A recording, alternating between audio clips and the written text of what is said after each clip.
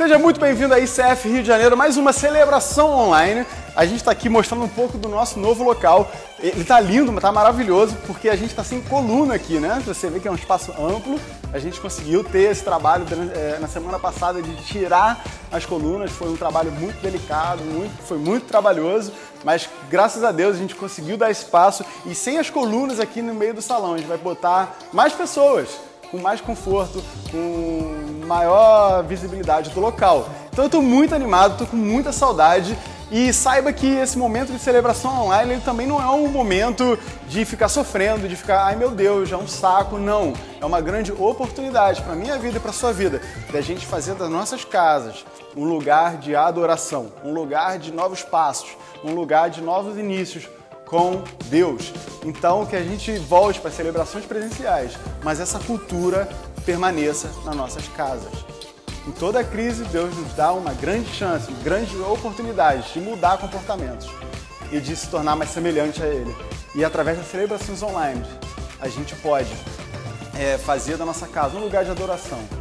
Lógico que a gente ama estar junto, louvar junto, mas a nossa casa, de segunda a sábado, deve ser um lugar de oração, um lugar de louvor, um lugar de novos passos e com Jesus. Então aproveite muito essa oportunidade, a gente está doido para começar, mas eu tenho certeza que aos poucos aqui a gente vai conseguir ter a nossa celebração presencial. E antes de continuar com a pregação, eu quero falar um pouco sobre generosidade. Na minha devocional eu achei um capítulo da Bíblia que tocou muito no meu coração, que é em Êxodo 36. No contexto o pessoal acaba de sair do Egito e Deus dá as orientações para Moisés de como deve ser construído o tabernáculo. E uma situação bem semelhante a gente de alguma forma está construindo a casa do Senhor. E tem duas passagens aqui que tocou muito no meu coração e você pode ler depois em casa com calma, Êxodo capítulo 36 completo, que diz, no versículo 2, Moisés chamou Bezalel, nome lindo aí para as crianças aí que vão vir da igreja, Aholiabe também, maravilhoso, e os demais artesãos, especialmente capacitados pelo Senhor, e quem estavam dispostos a realizar a obra. Que primeira coisa, a gente possa contar com a sua oração, para que pessoas possam ser capacitadas pelo Senhor para realizar essa obra. Ainda temos algumas coisas para fazer, mas eu tenho certeza que com a oração a gente vai ter pessoas capacitadas, escolhidas, inspiradas pelo Espírito Santo para terminar essa obra de forma mais linda e maravilhosa.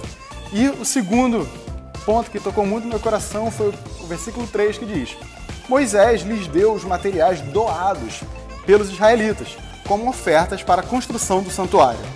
O povo, porém, continuava a trazer voluntariamente mais ofertas todas as manhãs. E no final, Moisés fala, galera, para, porque a gente já tem mais do que suficiente. O que isso tocou muito no meu coração como igreja é que a gente está numa missão de construir a casa de Deus, não para mim, não para você, mas para todas as pessoas que ainda não conhecem Jesus. A gente está saindo de um lugar que era pequeno para a gente vir para um lugar maior. Não para mim, eu estava satisfeito, mas porque a gente quer alcançar novas pessoas para Jesus. A gente está fazendo isso para que o reino de Deus possa crescer. E o povo de Israel entendeu isso, que através do tabernáculo era a presença de Deus ali, eles traziam ofertas de forma voluntária, sem nenhuma manipulação, sem nenhuma musiquinha de fundo, nem nada emocional, de forma voluntária, porque eles entenderam que esse tabernáculo é a casa de Deus, é a presença de Deus dentro do povo. E eu quero te encorajar hoje a você fazer parte disso, de forma voluntária, com o coração aberto e saber que através desse recurso a gente vai abrir espaço para que o reino de Deus possa crescer, para que a presença de Deus possa crescer na nossa cidade através das pessoas que ainda não conhecem Ele. Então eu quero te encorajar a fazer isso de forma voluntária. E lembrando que o povo de Israel nesse momento, eles não eram homens de negócios, eles não tinham empregos em empresas grandes, bem estabelecidas, eles foram escravos durante 400 anos. E saíram de lá sem aquela postura de escravidão, de miséria, e falaram, vamos trazer de forma voluntária, vamos construir o tabernáculo do Senhor. Que se Deus quiser a gente vai ter uma série na nossa igreja falando sobre o tabernáculo, para a gente ver a maravilha da presença de Deus nesse lugar. E que eles construíram isso sem uma postura de escravo, mas uma postura generosa e dando o seu melhor para Deus. Eu quero te encorajar a fazer isso hoje à noite E se você precisa das informações, eles vão aparecer agora na nossa telinha. Valeu!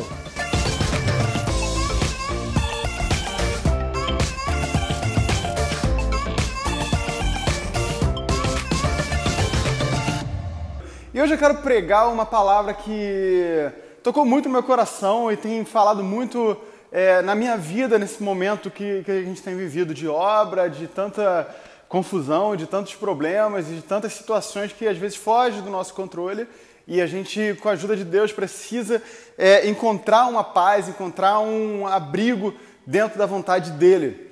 E hoje eu vou pregar sobre Salmos 46, que é um salmo lindo, maravilhoso. Muitas pessoas têm esses salmos e põem no imã de geladeira. Ele é sensacional. E antes de eu explicá-lo, de contar, aplicar esse salmo na nossa vida, eu quero contar um pouco do contexto. Quando a gente entende a Bíblia, o contexto onde está inserido, a gente consegue colher mais informações, com mais profundidade, com muito mais riqueza. E eu quero contar um pouco o que aconteceu quando o Salmo de 46 foi escrito. A gente se encontra num contexto em Jerusalém, onde o Império Assírio ele decidiu atacar Jerusalém e destruir aquela cidade. Esse é o contexto desses salmos. E se você parar para pensar assim, cara, se você não entrar nessa situação e pensar, caramba, que situação sinistra, tensa. Eu, por exemplo, nunca vivia, ou todos nós que estamos assistindo esse vídeo, a gente nunca viveu numa cidade que estava prestes a ser atacada e principalmente por um império tão cruel como era o Império Assírio. Eles estavam vindo com 185 mil soldados, muito habilidosos, com as melhores armas da época, as armas mais avançadas, e nenhum exército era comparável a esse exército que estava se aproximando de Jerusalém.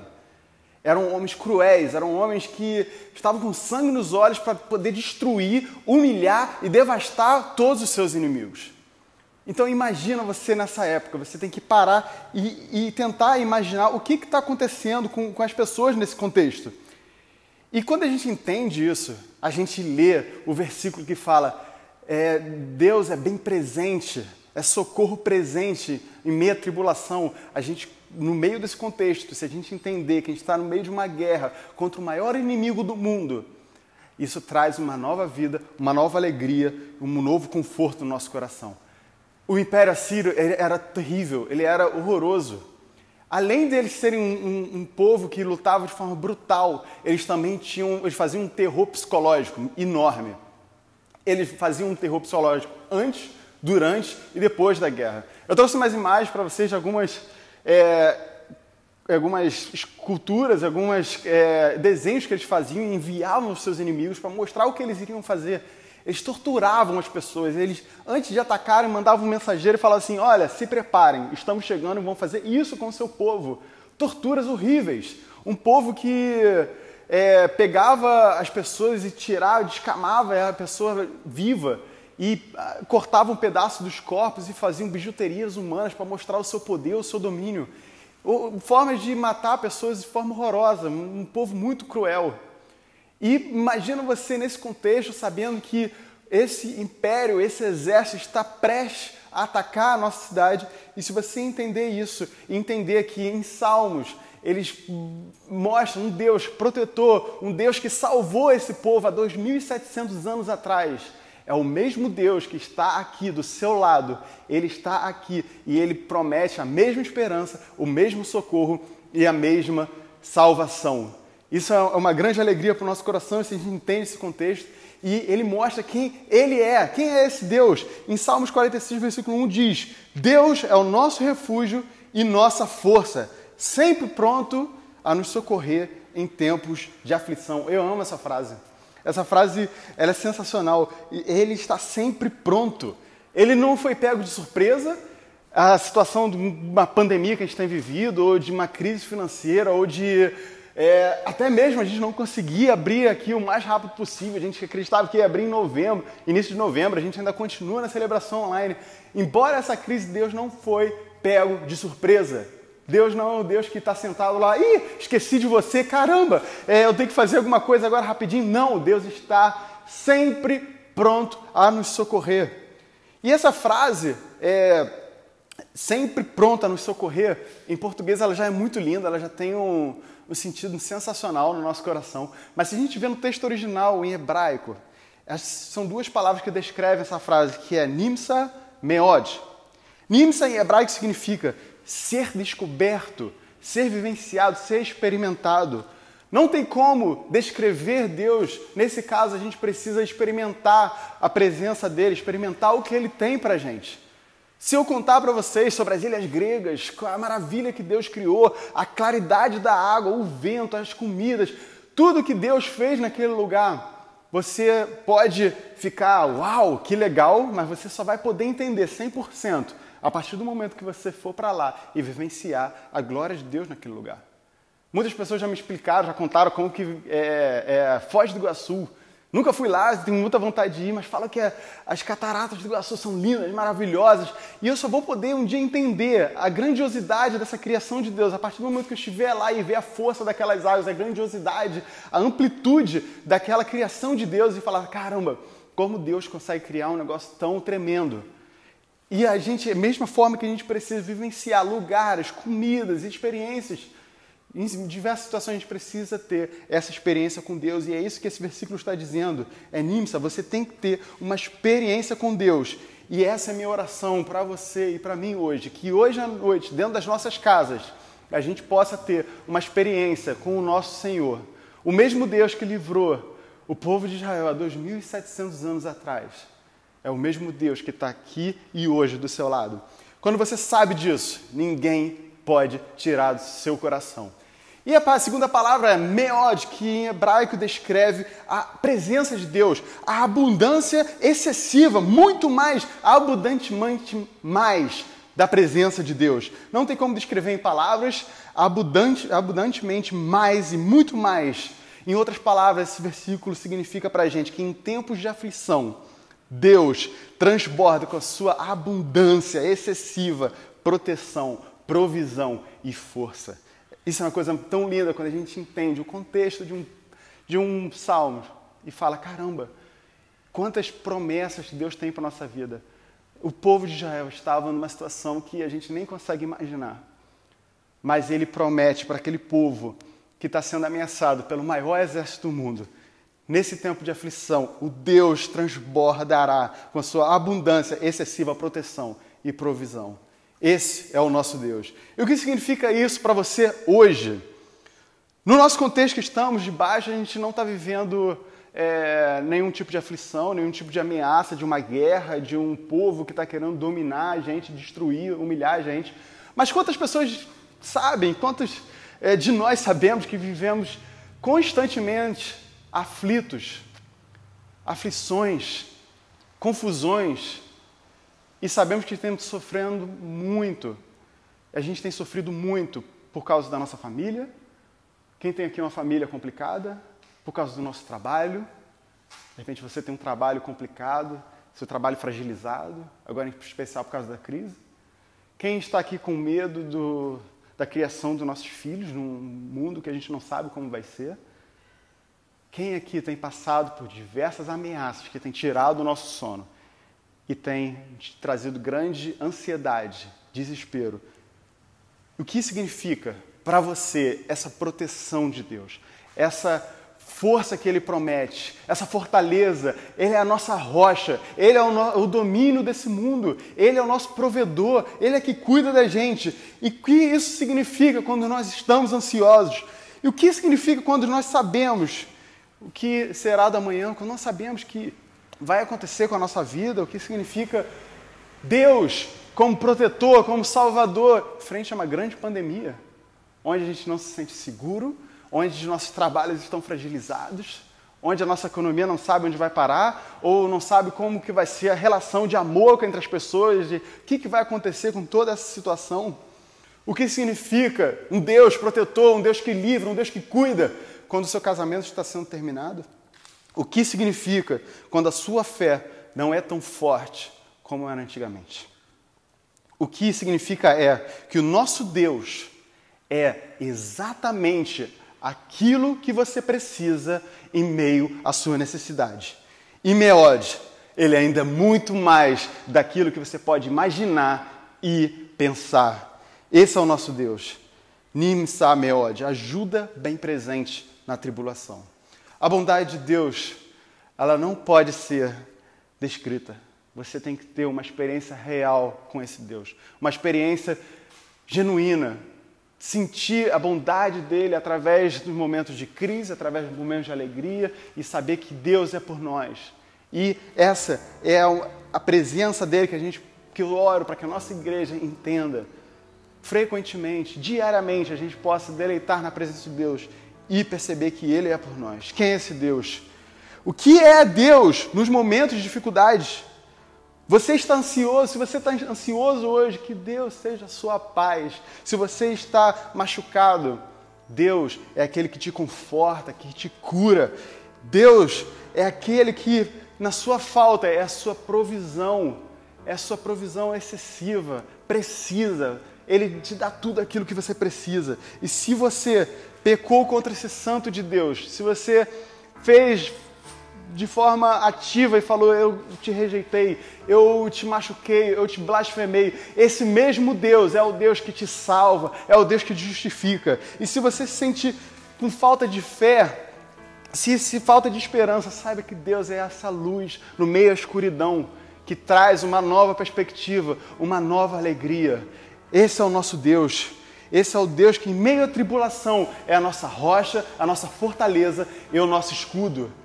Saiba que o nosso Deus é tudo aquilo que você precisa no meio da sua necessidade e muito mais daquilo que pensamos e conseguimos imaginar. Esse é o nosso Deus. Esse é o Deus que você precisa.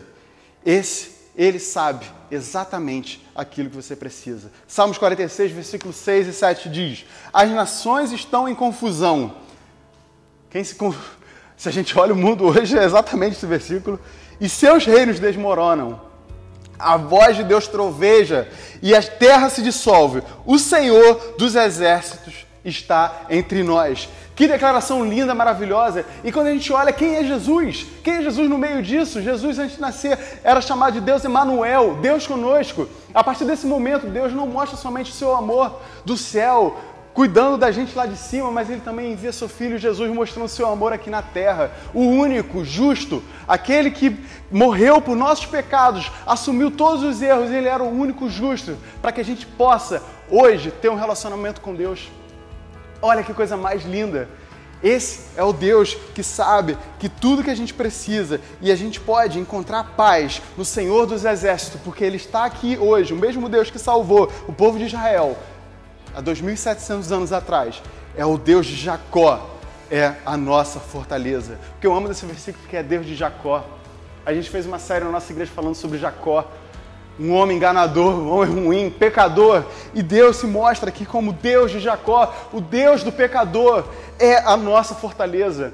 Tenho certeza que a nossa igreja, ICF Rio, somos um bando de gente pecadores, um bando de gente imperfeita, a começar por mim.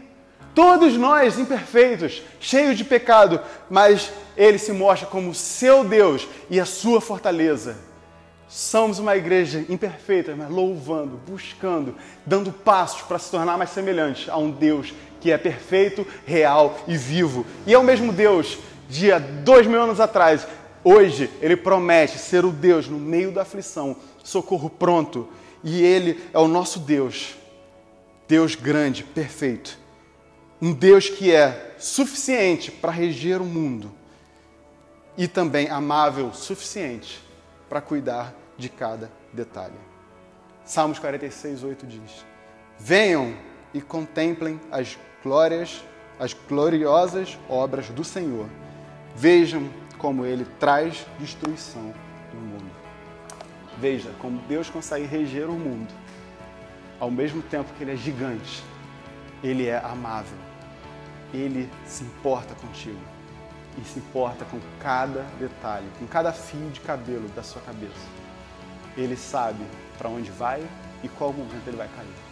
Um Deus que rege o mundo. Ele é grande para reger o mundo e amável o suficiente para cuidar dos seus detalhes. Venham e contemplem as gloriosas obras do Senhor. Vejam e vejam o quantas coisas Deus tem feito, quantos livramentos.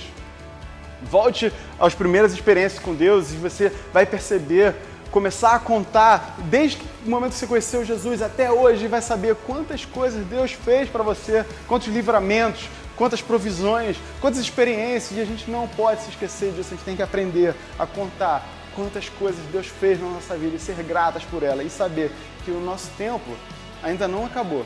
Se você ainda está vivo, respira, porque Deus ainda tem um plano para a sua vida e o melhor ainda está por vir. Deus é exatamente aquilo que você mais precisa nos momentos de mais necessidade ou nos momentos de necessidade. E essa é a parte desse salmo que eu amo. Ele é sensacional. E também tem nesse salmo partes que eu olho assim e falo assim, cara, isso me incomoda. Não seja santinho para falar, ai caramba, o pastor está falando que tem coisa na Bíblia que incomoda ele. Incomoda sim. Não vamos ser o santinho. Vamos olhar para a Bíblia e falar, caramba, isso é desafiador, isso me empurra, me impulsiona a dar um passo que às vezes eu tenho medo e não é confortável. Agora eu vou te mostrar essa parte que incomoda e para isso você tem que entender que temos que voltar a esse contexto a 700 anos antes de Cristo. Você é inserido num contexto onde um exército enorme, bem temível. Você sempre ouviu desde criança que esse exército é um exército grande, é um país que é muito cruel, e você está nesse contexto, sabe que eles estão vindo para atacar, para destruir, humilhar o nosso povo, e a gente não tem a habilidade, não tem as armas para poder se proteger. E a gente sabe o que eles vão fazer com nossos filhos, com nossas mulheres, e a gente não tem o poder, a habilidade para impedir esse desastre na nossa vida. E qual é o comando de Deus frente a essa situação? Salmos 46, versículo 10, que diz, aquietem-se. Aquietem-se.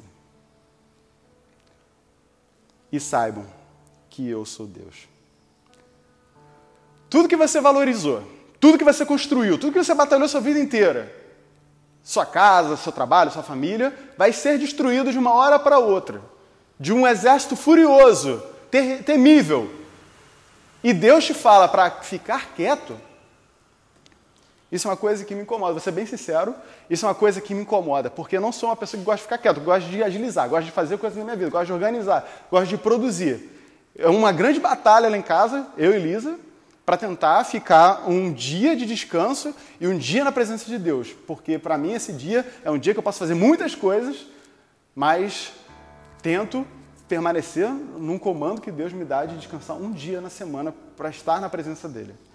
Lisa é uma pessoa que ama estar na presença de Deus, põe música, fica ali horas, beleza. Eu não consigo. Eu preciso ter alguma coisa, preciso agilizar alguma coisa, organizar alguma coisa. E isso é uma grande dificuldade que eu tenho. Mas Deus fala nesse momento de grande dificuldade, aquiete-se e saiba que eu sou Deus. A dificuldade é que quando a gente se aquieta, a gente não consegue contribuir para nada. Eu não estou no controle de nada. Eu não consigo expressar minha opinião para nada. Eu não consigo consertar os problemas que estão ali. Eu sempre acho que precisa de mim para que aquilo possa ir para frente. Não confio em Deus. E sendo bem sincero, quando eu sou quieto, eu não me sinto importante. Não me sinto parte daquilo que eu deveria ser parte. E não consigo ser o centro das atenções. Só que Deus fala pra gente que você nunca será o centro das atenções. O único que é o centro da igreja, da sua vida e desse mundo é o Senhor Jesus. E o texto não diz pra gente ficar preocupado, ansioso e saber que Ele é Deus. Ele também não fala que a gente deve ficar quieto e sentir que Ele é Deus. Quantos momentos a gente não sente a presença de Deus, a gente fica emburrado, reclamando, sentado. Ah, mas eu não estou sentindo nada, Deus não está aqui, Deus esqueceu de mim. Ele não fala que a gente deve sentir Deus. Ele fala que a gente precisa saber que Ele é Deus. E não é saber de ficar ouvindo, não é saber de ficar lendo, é saber de ter uma experiência real com Deus. Nimsa, de ter uma experiência real, vivenciar quem é Deus em sua abundância, em seu poder e sua majestade.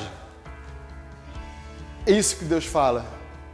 Ele não fala para a gente ficar de forma passiva. Ai, eu não sinto. Aí vai para uma igreja, o louvor de lá eu não senti a presença de Deus. Você não tem que sentir, você tem que saber que a presença de Deus, o mesmo Deus que salvou esse povo há 2.700 anos, Ele está aqui e essa é a casa dele. E a sua casa, nesse momento, celebração online, é casa de Deus. Temos que usar esse culto como uma grande oportunidade de falar a presença de Deus na minha casa. Aquiete-se, igreja. Mesmo no momento que a gente está doido para começar essa igreja, começar para estar aqui, louvar junto, aquiete-se e saiba que Deus é Deus. Aquiete-se pais, aquiete-se mãe, aquiete-se filhos e saiba que Deus, Ele está aqui.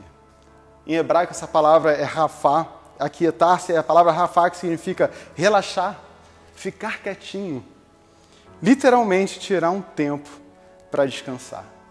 Existem batalhas na nossa vida que o seu QI não funciona de nada, a sua estratégia, a sua planilha de Excel, o seu planejamento anual, as suas estratégias, tudo que você pensa não é a qualificação suficiente para ganhar essa batalha.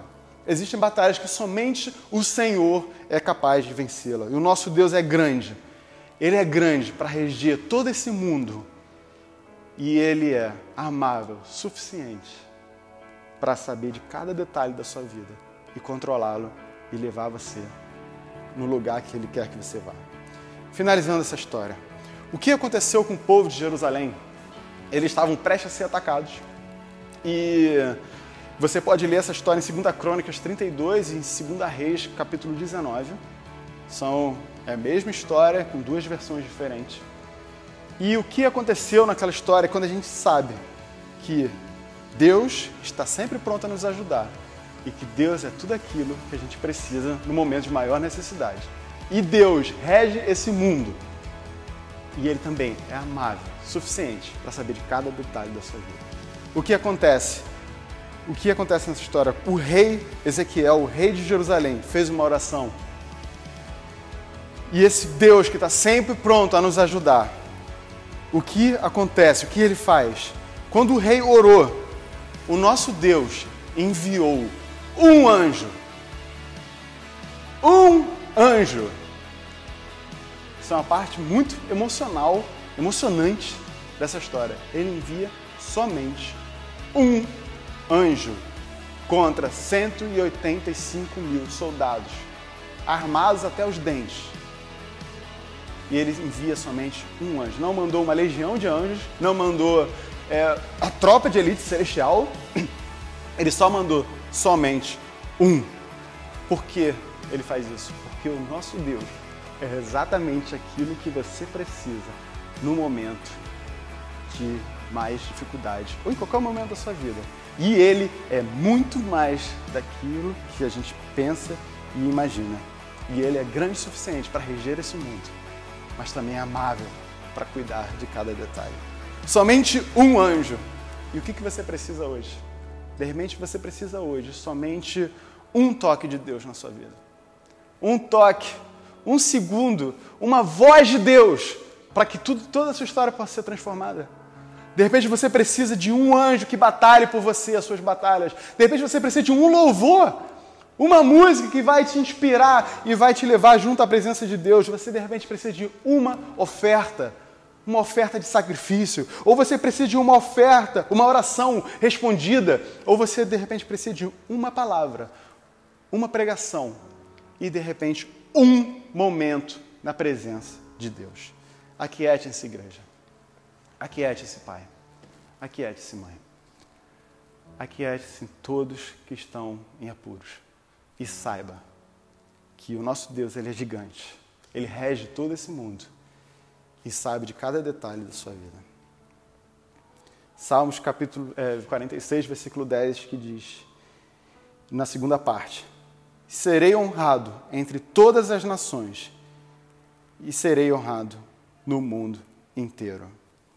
Você não deve se preocupar com nada. Não deve se preocupar com o resultado de eleição. Não importa se tem um grupo que você não gosta ou se você está feliz. O nosso compromisso como igreja é de te mostrar que o nosso Deus, ele será honrado entre todas as nações, entre o mundo inteiro. A gente deve estar aqui para se fortalecer espiritualmente. Não importa se é grupo A ou se é grupo B, mas somente o Senhor Jesus Cristo, que a gente deve olhar e se tornar mais semelhante a Ele. E saber que toda essa história, tudo que está acontecendo no mundo, seja pandemia, seja eleições, seja crise, sejam guerras, no final das contas, quem é o vencedor? É sempre o Senhor Jesus Cristo. A gente pode estar no meio da aflição, Ele é socorro bem presente lá. E, no final das contas, o Senhor Jesus é o Deus vitorioso e a gente é vitorioso com Ele. A minha pergunta para você hoje à noite é: o que você precisa hoje? O que você precisa que Deus seja para você hoje? Deus é exatamente o que você precisa na sua necessidade. E eu quero te convidar agora a você baixar a sua cabeça, a você desligar todas as vozes desse mundo, desligar todas as vozes da sua preocupação e aquietar o seu coração. Acalma a sua alma, seus pensamentos e saiba que Deus é tudo aquilo que a gente precisa no momento de necessidade e muito mais daquilo que pedimos e pensamos. E que nosso Deus, Ele é gigante, Ele rege esse mundo, mas Ele também é amável o suficiente e Ele está no nosso coração. Você possa fechar os seus olhos e tirar esse momento durante o louvor e sentir a presença de Deus.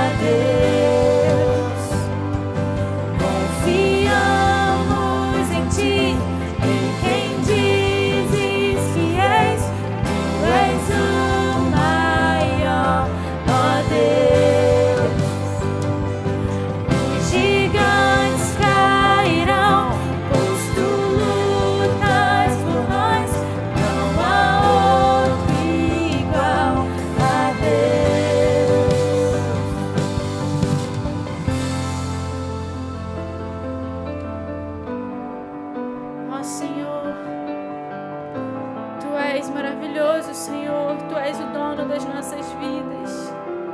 Nós nos entregamos a Ti, Pai. Nós nos derramamos na Sua presença.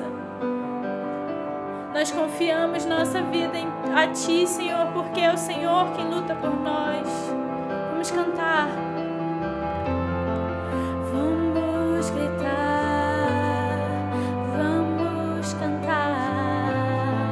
Cristo já venceu, a batalha é do Senhor. Vamos gritar,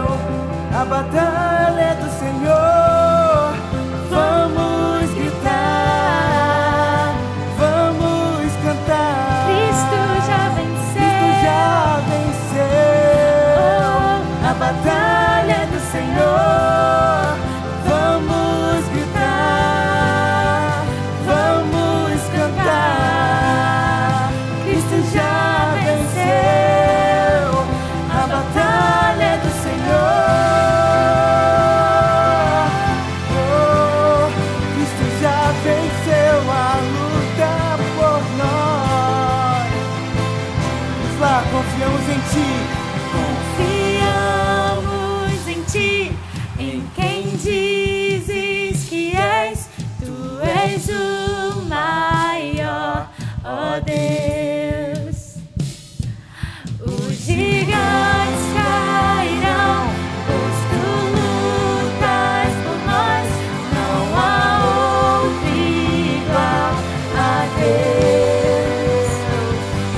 Confiamos em ti, em quem dizes que és, tu és o maior, ó Deus. Os gigantes cairão, pois tu lutas por nós, não há outro igual a Deus. Não há outro igual a Deus. Não há outro igual a Deus. Eu quero orar com você hoje à noite, para que a gente possa absorver essa palavra, que a gente possa quietar o nosso coração, que a gente possa confiar que o Senhor é o que vence todas as batalhas da nossa vida. A gente não tem como vencer esse inimigo gigante, mas a gente deve se aquietar e deleitar, descansar na presença de Deus. Que a gente saiba que nos momentos mais difíceis, a gente pode e deve descansar na presença de Deus. Eu quero orar com você essa noite. Senhor Jesus, te peço que a gente possa sair aqui encantado, possa sair daqui vibrante com a sua palavra, saber que o Senhor é o mesmo Deus que salvou o povo de Israel com somente um anjo. O Senhor é o Deus que salva a minha vida com somente um toque, somente com um carinho, uma palavra. E a gente tem nossa vida transformada, porque o Senhor é o Senhor gigante, o Senhor é o Deus desse universo, mas também o Senhor que cuida do meu coração e sabe de cada detalhe. Por favor, Deus, que a gente seja uma igreja que viva isso de forma real. Que a gente saiba que você é Deus. Embora tenham momentos que a gente não sente, que a gente está sozinho, que a gente está perdido, que a gente saiba. Não um saber de livros, não um saber de ouvir pregação, mas um saber de ter experiência contigo, Pai. Por favor, Jesus, te peço por cada um de nós nessa igreja, que a gente possa ter um recomeço nesse local, com pessoas apaixonadas por Ti. Que a gente seja uma igreja bonita por fora, mas sobretudo sejam bonitas, com corações bonitos, parecidos contigo. Obrigado, Jesus, pelo seu amor, pelo seu cuidado, por tudo que o Senhor tem feito até hoje. Em nome de Jesus, amém. Que Deus te abençoe. Fiquem atentos às redes sociais sobre os próximos passos da nossa igreja. E foi muito bom estar com vocês, estar com muita saudade, de verdade. Mas ore pela igreja, ore para que tudo aqui possa acontecer de forma tranquila. A gente já deu vários passos aqui em relação à coluna, a gente já não tem mais as colunas aqui. O salão ele é bem mais amplo e isso vai caber mais pessoas aqui dentro. Mas ainda faltam alguns detalhes. E se Deus quiser, o mais rápido possível, a gente vai começar as celebrações presenciais. Então, ore pela igreja, contribua, ponha os seus recursos disponíveis, ponha o seu coração, sua oração e seus talentos. Muito obrigado pela sua generosidade e a gente se vê no domingo que vem. Tchau, tchau.